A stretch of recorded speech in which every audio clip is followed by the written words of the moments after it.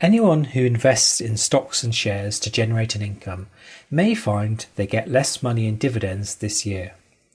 It's therefore a good time to take a look at your portfolio and check to see if your dividends could be affected.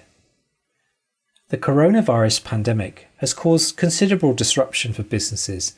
Many of them are generating only a fraction of their normal sales. Some are generating no revenue at all.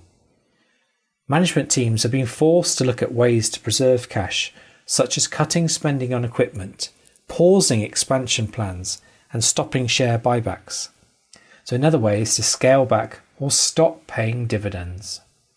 Now, if you're a shareholder affected by these changes, it's understandable that you're feeling frustrated by having less cash coming into your investment account.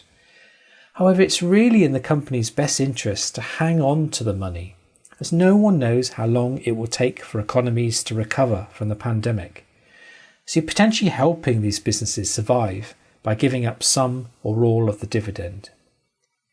So if you go on to AJ Bell U Invest's website, you'll find a list of the London listed stocks either cutting, delaying or scrapping their dividends.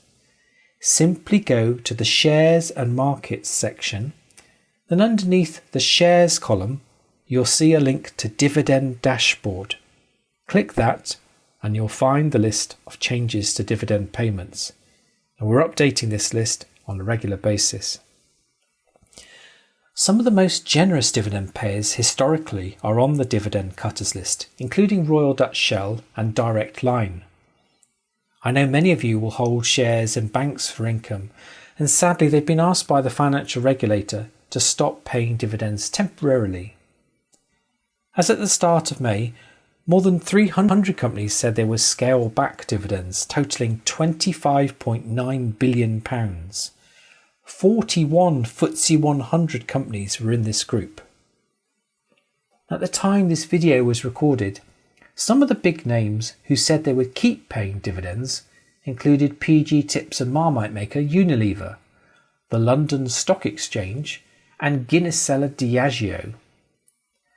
Tesco is still paying dividends at the moment, but Sainsbury's has deferred a decision on whether to pay its dividend until later this year, implying that the supermarket sector isn't necessarily a safe haven for dividend seekers. Among the smaller companies who intend to keep paying dividends are self-storage group Lock & Store and housing and social care group CareTech. There's a feeling among investment experts that many companies will learn from the crisis why it is important to have a strong cash buffer in case of bad times and to be less reliant on debt. And that implies we could see companies being less generous with dividends in the future. The UK has historically paid more dividends than many other countries, and coronavirus might just turn out to be the point at which income levels are rebased to a lower level permanently. So if you're reliant on income from your investments, you might need to rebase your own expectations for dividends going forward.